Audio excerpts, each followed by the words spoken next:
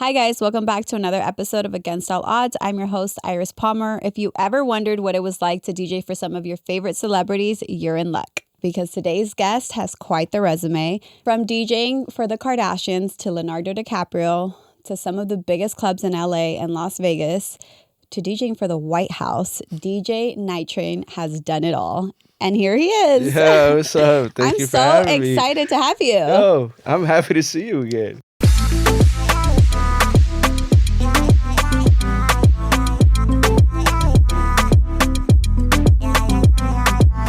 So I'm going to give people the backstory of how we know each other. But first, I like to start every episode with a little icebreaker of a zodiac sign. Okay. I'm super big in astrology. Like, I love to know people's zodiac signs. Okay. So I'm a Taurus. I'm actually quite surprised that you know your rising and your moon. Somebody cooked here.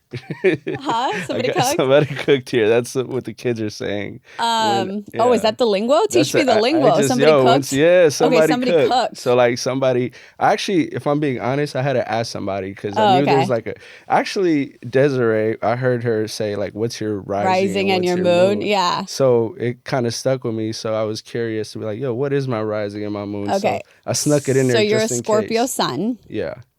Okay. And first of all, I love Scorpios. Like Desiree's a Scorpio. Wow. And Scorpios and Tauruses, like we get along really good. Nice. Okay, so I'm going to read you some of your strengths and your challenges. And you tell me if it resonates with you being a Scorpio man.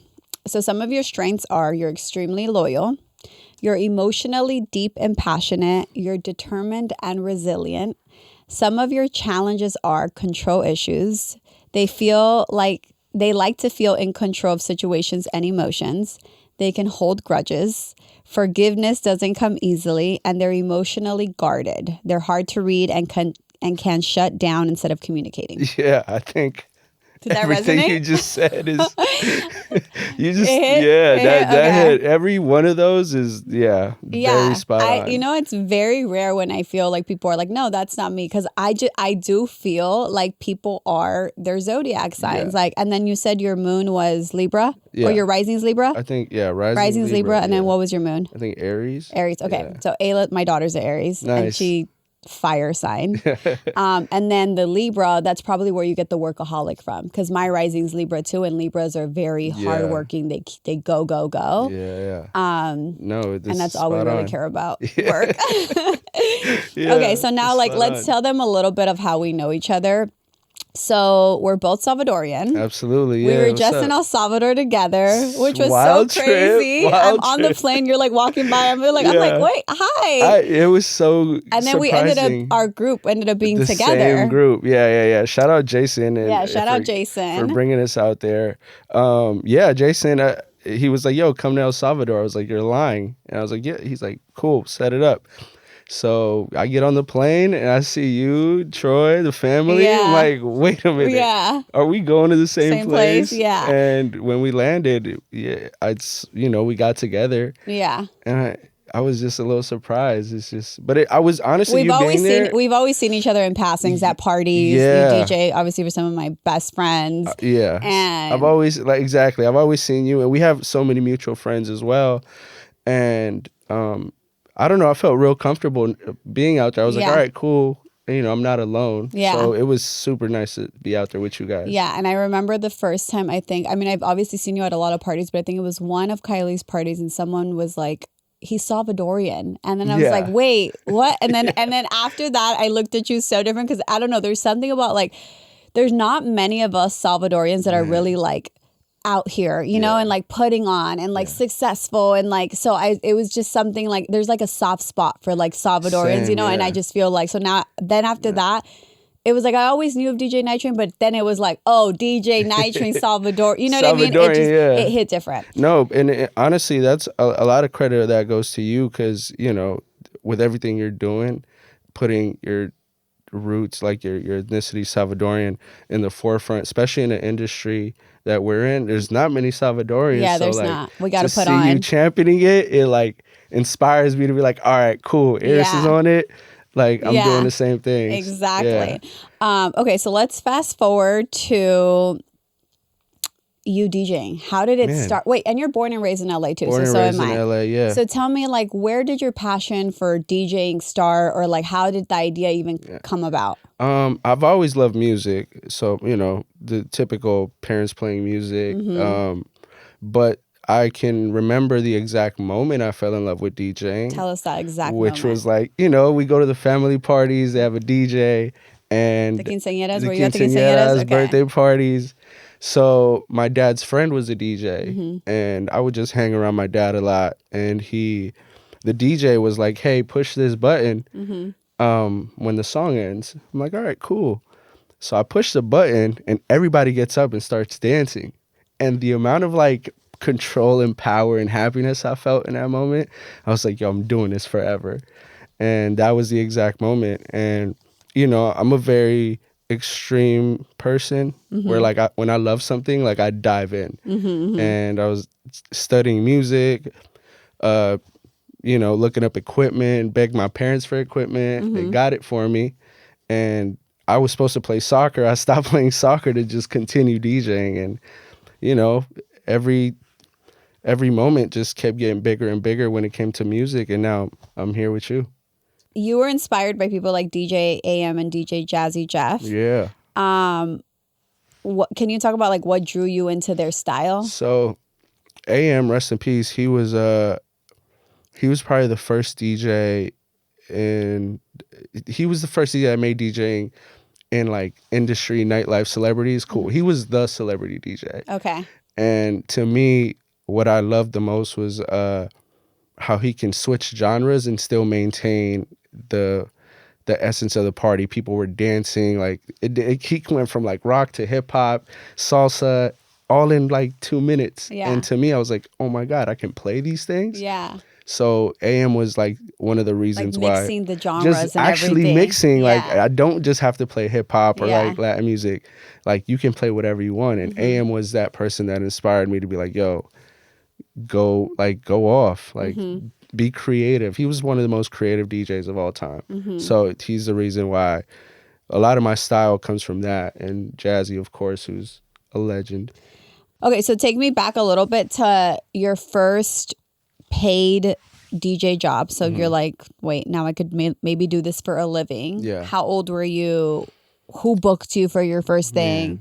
So who booked me for my first thing? I guess club wise, his name's Vico. He used to be a promoter. Okay. And he the first time he made me sell tickets to DJ at the club. Yeah, he's like, yo, sell these. He made you put in the work. What? But the crazy part is I bought the tickets myself because I wanted to DJ. Smart. Yeah, so I really wanted to DJ, so I bought the tickets myself.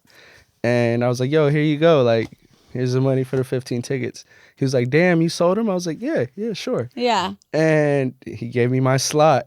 And I think my set was like 30 minutes. And I didn't get paid because, What club was it? This was Arena, that one Arena. club. Okay, Yeah. And then he moved over to, you remember Echo? Yes. So, yeah.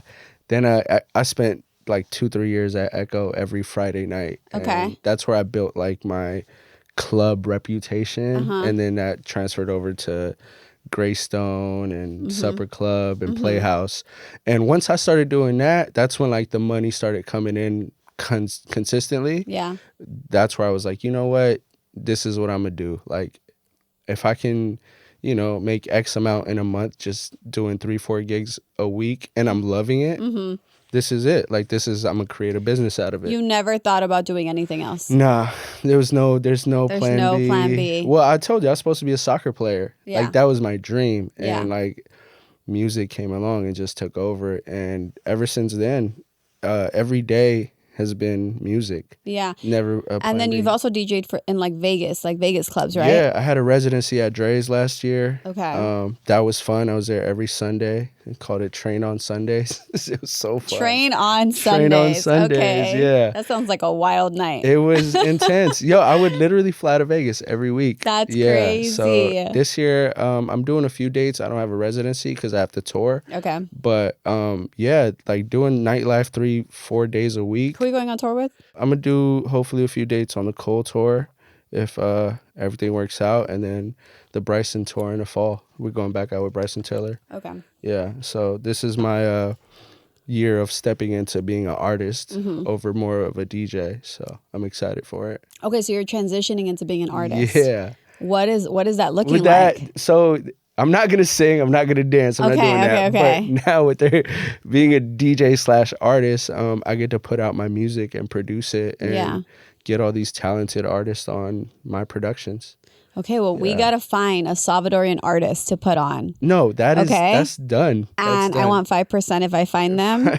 And I'll help you push them. I have my eye on a couple Salvadorian artists, that live in LA that actually make really good music. Okay, we need to put them on. Like, they got to come on the podcast. It's in the works. And then we got to do the festival in El Salvador. Yes. Okay. Yes, we're doing a festival in El Salvador, God willing, sometime soon. And you have to be there. You got to be a part of it. You're the queen of El Salvador. I'm Salvi Queen. I'm there. I'm there.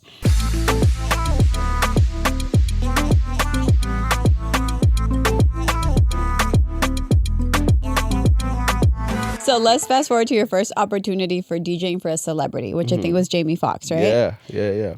How did that happen? So I had a friend named Mike. I was already DJing in LA, like nightclubs. Parents would drive me to the club. Okay. Wait for me outside, take me home after. But once I started getting into like the clubs that where celebrities go, it probably wasn't until like 2011 or 2010ish, and Jamie Foxx would be in a club all the time. Okay. So my friend Mike would cut his hair, and Mike was like, "Yo, Jamie needs a DJ." I'm like, "Yeah, when?" He's like, "Right now." And I was like, "Cool, send me the address." I pull up, big crib. I got there at 7 p.m. I didn't leave till 8 a.m. the next morning. Damn. That's how legend. Like, that was my first experience with Jamie Foxx. Did you know how much to charge? Because when I first started doing celebrity lashes, I was like, I don't know. How much. Not at all. You know, if I'm being very transparent, I would just go and do it. That was me for free. I'm just doing it. Yeah. If I got paid, great. If I didn't, like, you're like, this is great for my resume. I'll figure it out somewhere else. But I was more like, I was just kind of like more intrigued about creating a relationship with them. Smart. And from there, just Jamie had me for a whole summer at his house. Wow. And that's, if everybody knows Jamie Foxx parties, everybody goes to a Jamie Foxx party. Yeah. So that's where I started creating relationships with all the celebrities. So would you say that was one of your most like pivotal career moments? Absolutely. Yeah. Shout out Jamie and Mike for the opportunity, because that summer I spent at his house, it wasn't just about me playing music for him. It was about the relationship that you're creating my brand, knowing what a brand was. Like my mind just like went a whole different direction when it came to DJing. Yeah. And I feel like for both of our industries, like I built my whole lash business on relationships and becoming friends with a lot of my clients. And I think it's the same for you. Yeah. And like the importance of relationships, and that's like our marketing. Exactly. It's all about who you know. Yeah. And also them having something good to say about you, right? Yeah, because it all became like to this day, it's all word of mouth. Yeah. That's how I ended up with, the Kardashian family.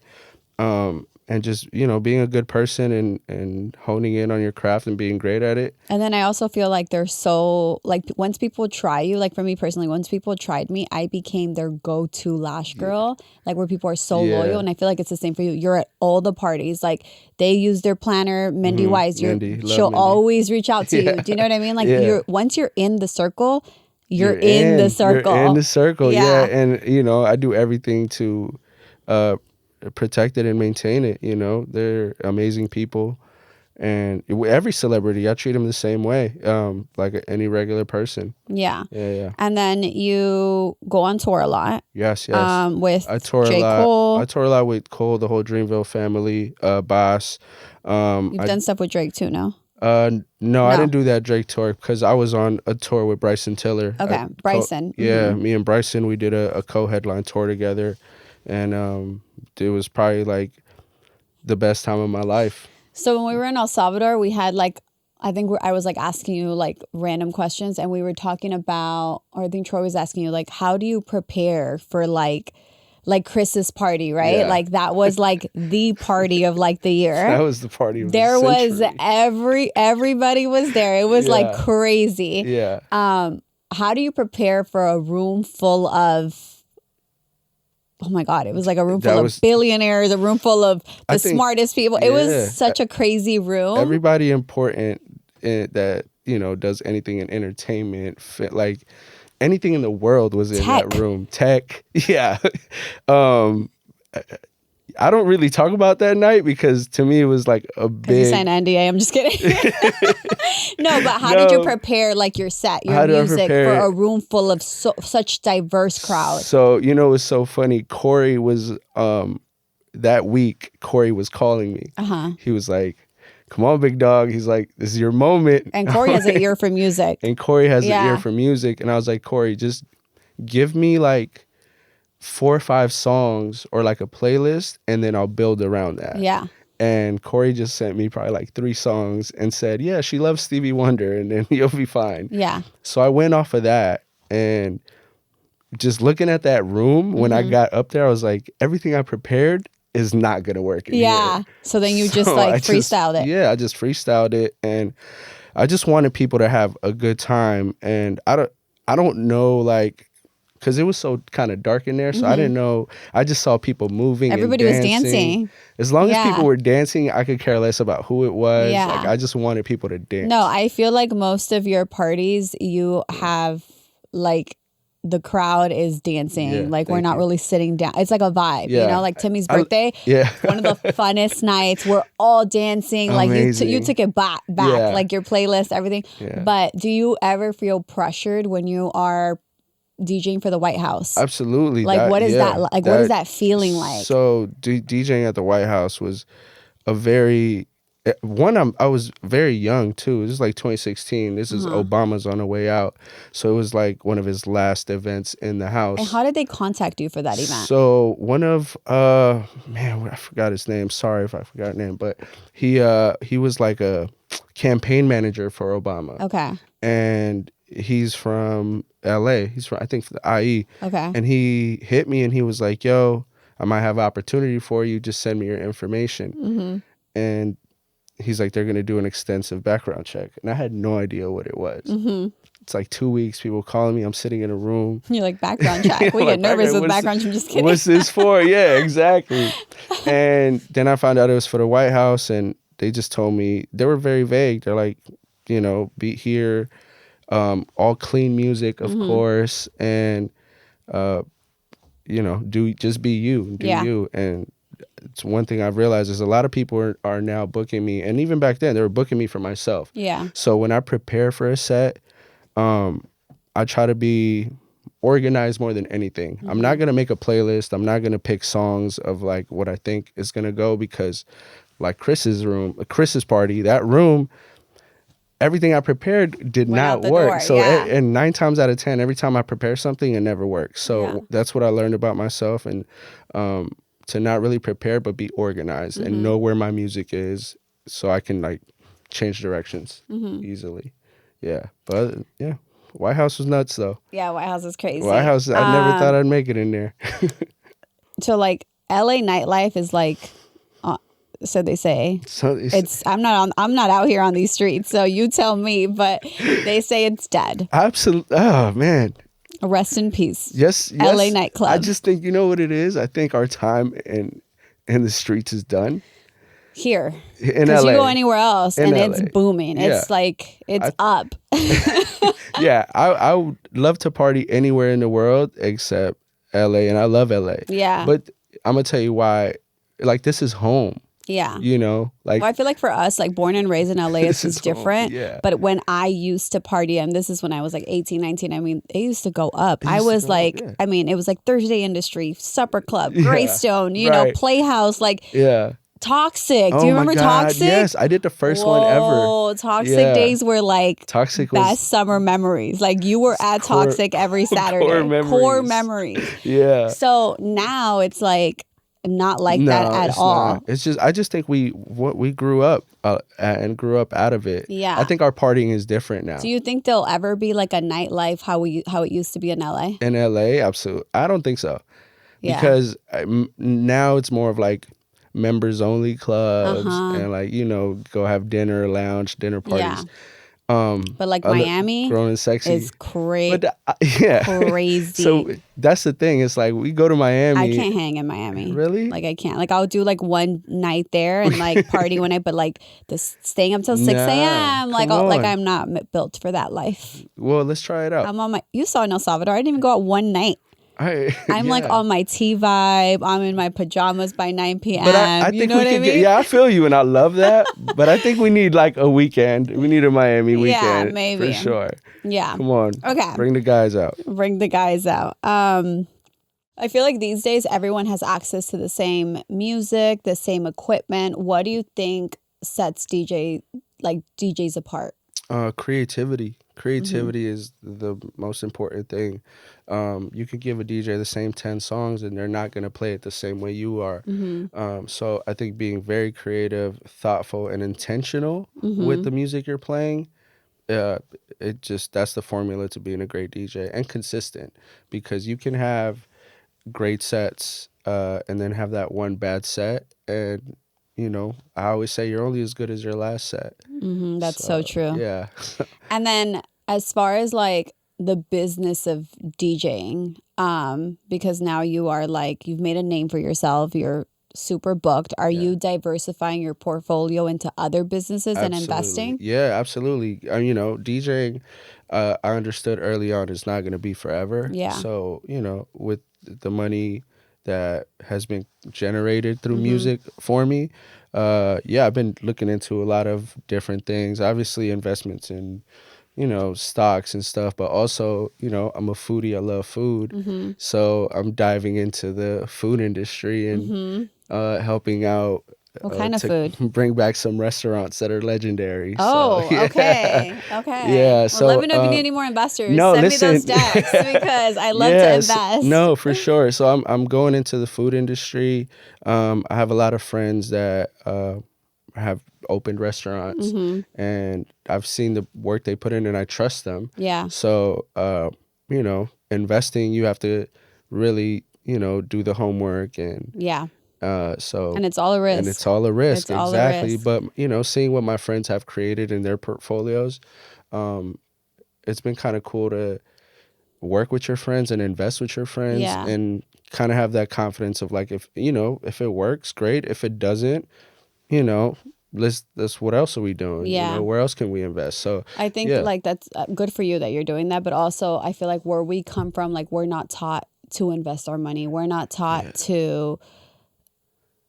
We're not taught a lot of things when it comes to financial, especially Salvadorians. So for us to be in business and to be managing our money and putting it in different pots, it's like, it's already a win. It's scary because, you know, you come from like, our upbringing is like, your parents are like, save your money, save your money, save your money. Yeah. But if I just leave my money in the bank, it's not going to do anything. Yeah. Well, that's just because they don't know any better. Exactly. You know? But it's like up to us to diversify. Yeah. It's ingrained in our head to just like do nothing with our money.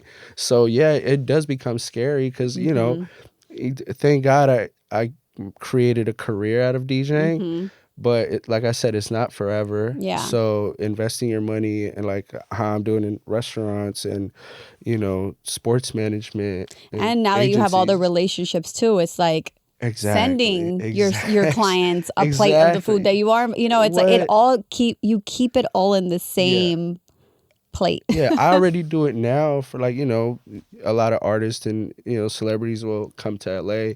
Yeah. Be like, yo, where can we go eat? And I'm sending them to my friends' places. Yeah. So now I just kind of, I want to have something that's mine. Yours. Yeah. So like, that's what I'm creating. Yeah.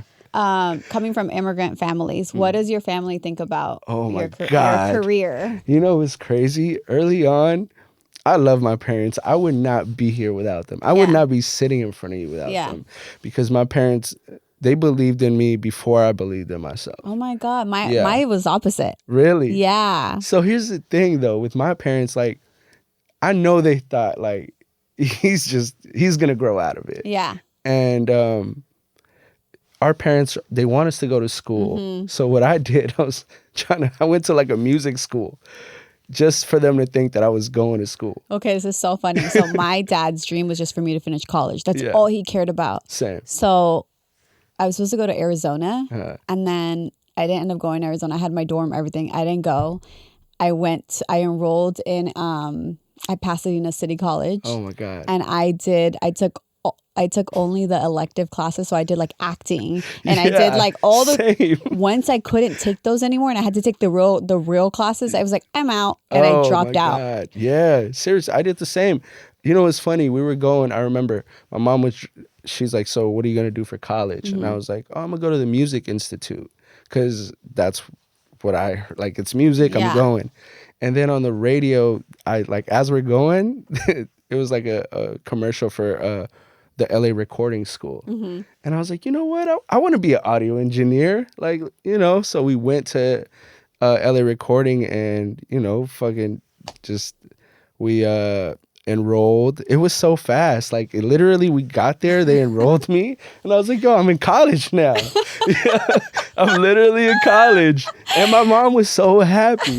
My mom, she's like, yes, he's doing something. Yeah. And I only went for 4 months because that was the same year/summer that I, you know, got booked by Jamie Foxx for a whole summer. Wow. So I dropped out.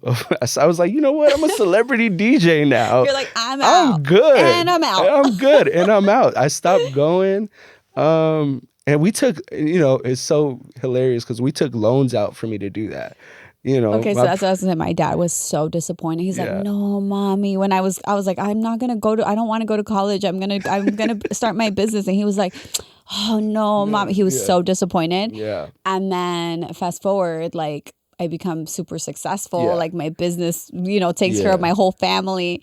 And a lot of my friends, for a long time, I did feel really bad that I let my dad down. I was like, damn, I could have just finished college. But like, there was something in me that, like, with me, nobody believed in me but me. I was like, I have to, like, prove a point. Like, it was like in me. Yeah. I'm a Taurus, so I'm like so stubborn. I'm like, when you tell me no, I'm gonna do it just to prove to you that I could do it. Yeah. So fast forward, all of my friends, because every single one of my friends went to college, graduated, all in debt. Yeah, right? College debt, all in debt. Crazy. And, like, not to say that makes me feel better, but No, to my dad, Say I'm like, it. I have no doubt, I have no debt, okay? Yeah. And I help everybody. Of course. No, I will say I had a conversation with your dad in El Salvador. Yeah. Because he reminds me of my dad a little bit, obviously. But just hearing him speak about you and how proud he is of you. He's so proud now. Oh my God. Like, you're it for him. Like, you're his, and I love that. Yeah. And it was inspiring because I was like, man, I can't wait to hear my dad talk about me like that. Which I'm sure he does. My dad, it's cute. My dad tells me all the time, if I die tomorrow, I'm like, why do you say that? And he's like, I'm just so proud, so happy, like, you know, that I got to see you, like, in this light. Yeah. And no, this is what we do it for. Yeah. Yeah. So I'm real happy I got to pay off my loans and create a career out of pushing buttons and making people happy. No, it's fire. I'm planning my 40th birthday. Not that I'm 40 anytime soon. What, like 20 years from now? No. I'm a woman never tells her age, but I'll tell you, I'm 35. So I have 5 years. But I just prepare for, my big 40th because you're going to DJ it. I'm there. I need to have, like, the cumbias mixed with the whatever's in 5 years. Whatever we're playing on the beach. Whatever we're playing on the beach. Like, I need a vibe.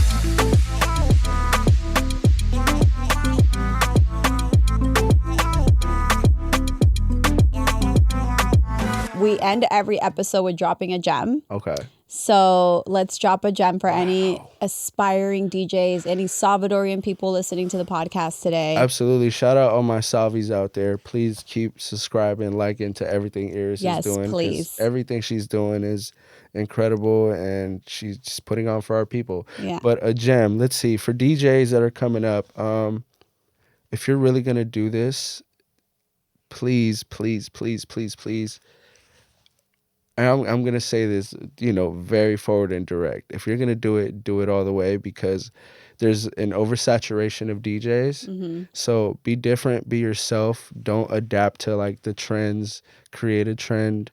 And if you're going to go the celebrity DJ route, keep be mindful that they're humans too, and they're people, not just because they're celebrities you think they're going to pay you $1 million. Yeah, it doesn't work like that. It doesn't work like that. No, they actually hate that. Like, stick to the price that you charge everybody. Yeah, stick to the price you charge, whatever. But the only gem I could say is just be yourself, be respectful, take care of your health, because the hours are literally 24/7. You can get called at any moment, especially with, yeah, they'll call you, like, it could be funny. You're on demand. It's their schedule. Exactly. You know, and just do your best to be creative. Again, be creative, because we hear a lot of the same songs being played.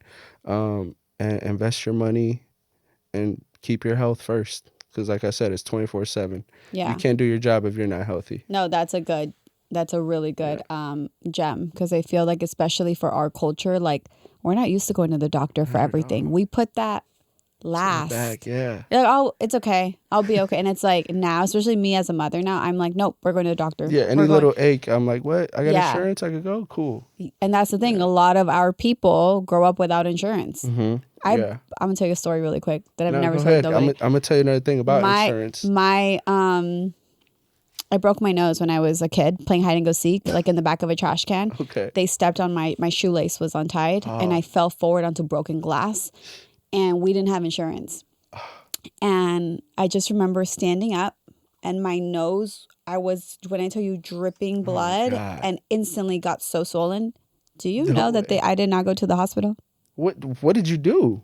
They just put like a little towel on it, Vicks, and ice, and then, like, my nose, I couldn't even go to school. Like, for a week, my nose was like, I was like, now that when I was a kid, I didn't really think about it. Now that I think about, I'm like, my daughter, I'm running to the hospital with my daughter, but the fact that I didn't have insurance. And then I remember when I was in high school, I did go to the hospital for something. I don't remember what it was.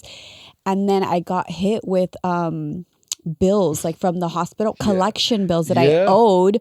And I wasn't aware that, like, I just was not aware. And I'm like, yo, I grew up so janky. And it'd be thousands of dollars. But it blows my mind. Like, that's one thing about Europe, like, free healthcare, like, the healthcare system is so crazy. But also for our community, we're so used to not getting health insurance, not having life insurance, not going to I can't tell you the amount of people in my family I've tried to get life insurance when I came into money. I was like, you have to get it. My brother needs life insurance. My sister needs life insurance. My mom needs life insurance. Everybody, and some because of their age, they wanted me to pick $3,000 for this person, $2,000 for this.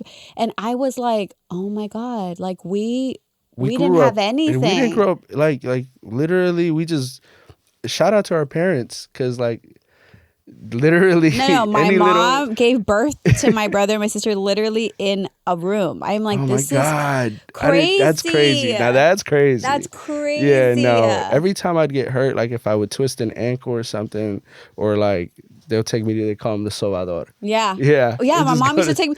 My mom took, oh my God, I have so many stories, first of all. My mom took me to a Salvadora one time because she said my tonsils were like, I would always get sick.